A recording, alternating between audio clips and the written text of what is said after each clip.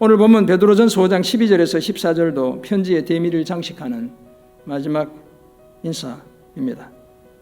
그 속에서 우리는 성도로 살아가는 우리가 나누어야 할 마지막 인사는 과연 어떤 것이어야 하는지를 발견하게 됩니다. 그 첫 번째로 하나님의 은혜에 서로를 맡겨야 합니다.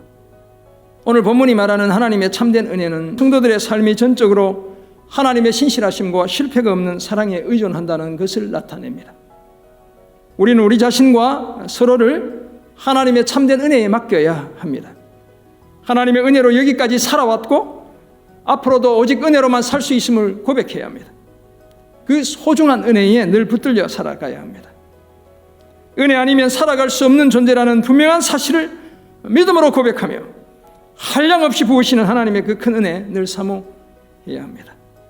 두 번째 내용으로 사랑으로 서로 무난해야 합니다. 성도들이 사랑의 입맞춤으로 서로 무난할 것을 당부했습니다. 이 입맞춤에는 사랑과 존경과 배려가 담겨 있습니다. 사랑하는 성도 여러분, 그러므로 마지막 때를 살며 사랑이 우리 삶을 온통 뒤덮게 해야 합니다. 그래서 우리는 오늘도 만나고 헤어지는 모든 순간에 서로 사랑으로 안부를 나누어야 합니다.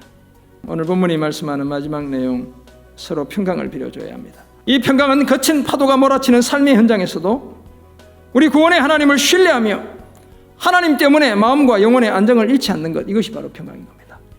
사랑하는 성도 여러분, 그러므로 믿음의 형제 자매로 살아가는 우리가 서로 나누는 인사를 통해서도 평강으로 서로 복비려 주어야, 우리는 이제 어떻게 살아야 될까요? 먼저 은혜를 사모해야 합니다. 이렇게 은혜에 대해 묵상했다면 이제 하나님의 놀라운 은혜 사모해야 합니다.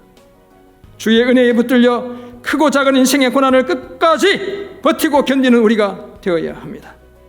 두 번째 적용점, 평화를 위해 복음을 전해야 합니다. 온갖 종류의 전쟁이 계속되는 이 땅에서 진정한 평화를 이루는 길 하나가 있죠. 그것이 바로 그리스도의 복음입니다. 복음의 핵심인 그리스도의 십자가는 세상의 모든 무력함을 잠재우고 그 자리에 평화가 임하게 하는 유일한 수단이죠. 이 분명한 사실을 기억하고 진정한 평화를 위해 우리 자신과 세상을 향해 늘 복음을 전하는 그런 복된 삶을 살아내는 그런 저와 여러분 모두가 되시기를 주님의 이름으로 부탁드립니다. 사랑하는 성도 여러분, 서로를 향해 은혜, 사랑, 평강으로 인사를 나누며 살아가는 저와 여러분 모두가 되시기를 주님의 이름으로 축원합니다.